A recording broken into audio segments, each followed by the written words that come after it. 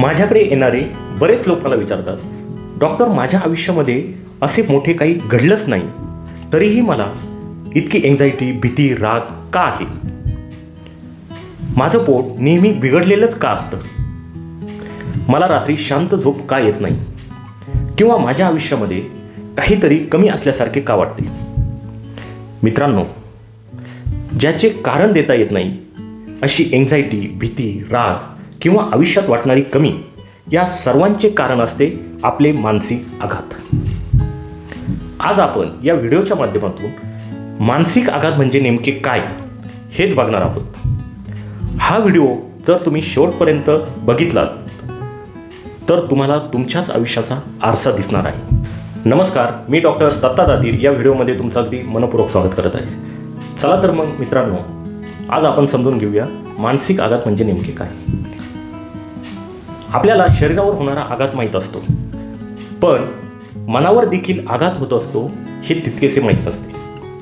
साध्या सोप्या भाषेत सांगायचं झालं तर मानसिक आघात म्हणजे असा अनुभव जो अनुभवताना आपले शरीर आणि मन गोंधळून जातात आणि आपण तो अनुभव व्यक्त करू शकत नाही. हा अनुभव मोठाच असायला हवा असे नाही. मानसिक आघात म्हणजे काय घडलं यापेक्षा आपल्याला त्यावेळी काय वाटलं हे जास्त महत्त्वाचं असतं.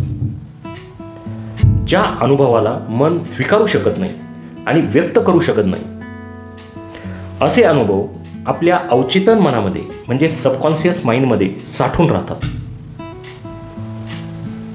हे अनुभव अचानकही घडू शकतात किंवा वर्षानुवर्ष देखील साचत आलेले असू शकतात. मानसिक आघात कसे निर्माण होतात हे जाणून घेण्यासाठी आपण एक उदाहरण पाहू. एक 65 वर्षांचे आजोबा रिटायरमेंटनंतर गावाकडे शेती बघतात. ते आमच्याकडे त्यांच्या दम्याच्या त्रासावर उपचार घेण्यासाठी आले होते.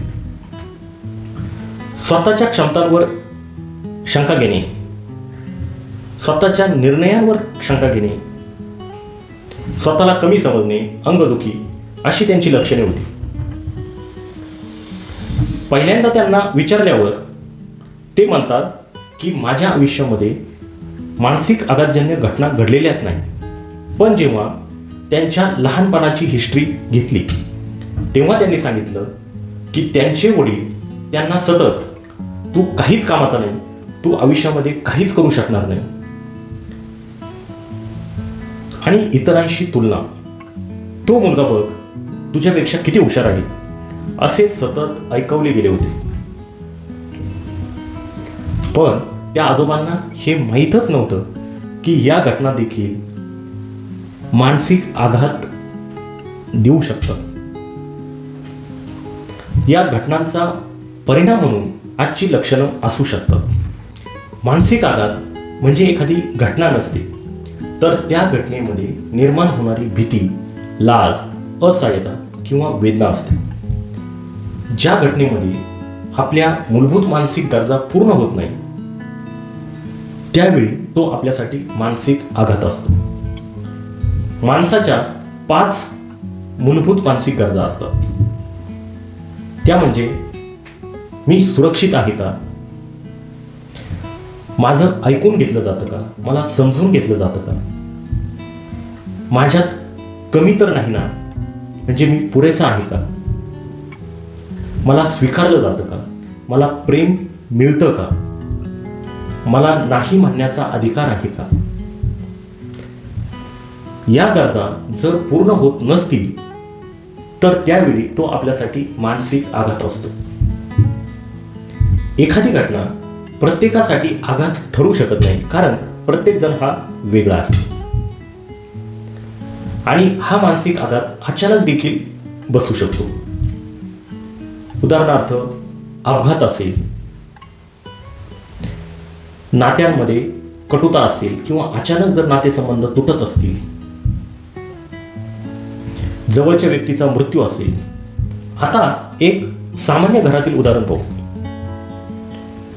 वडील नेहमी कामामध्ये व्यस्त असतात आणि कामाच्या तणावात असतात.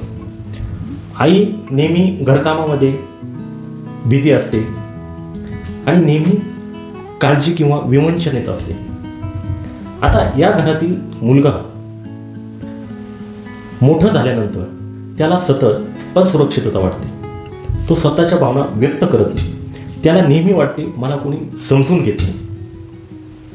स्वतःच्या क्षमतांवर तो शंका घेतो. हे सर्व कशामुळे झाले? तर त्याच्या लहानपणातील वातावरण. आता या मुलाला जेव्हा आपण विचारतो तेव्हा तो सांगेल की माझं लहानपण व्यवस्थित होतं, पण ही मोठे झाल्यानंतरची जी लक्षणं त्यामध्ये दिसून येतात हे कशामुळे आहे? तर लहानपणी त्याच्या ज्या मूलभूत मानसिक गरजा आहेत त्या पूर्ण न झाल्यामुळे ही लक्षणे निर्माण झाली आहेत. सतत ओव्हर थिंकिंग, कारण नसताना एन्झायटी वाटणे, भीती वाटणे, छोट्या छोट्या गोष्टीवरून जास्त दुखावणे, अचानक राग व्यक्त करणे, विनाकारण रडावे वाटणे, खूप सेन्सिटिव्ह होणे, स्वतःला दोष देत राहणे, एकटेपणा वाटणे, माझ्यात काहीतरी कमी आहे, काहीतरी चुकतंय, मी माझ्या भावना व्यक्त करू शकतो का, मी नाही म्हणू शकतो का, आणि याचे उत्तर जर नाही असेल तर हा मानसिक आघात असू शकतो. मित्रांनो, मानसिक आघात म्हणजे नेमके काय ते आज मी समजून सांगण्याचा प्रयत्न केला आहे. जर हा व्हिडिओ तुमच्या आयुष्याशी रिलेट होत असेल तर या व्हिडिओला लाईक करा, तो जास्तीत जास्त मित्रांपर्यंत शेअर करा आणि अशाच नवनवीन माहितीसाठी या चॅनलला सबस्क्राईब करायला विसरू नका. पुन्हा भेटूया पुढच्या व्हिडिओमध्ये. तोपर्यंत धन्यवाद.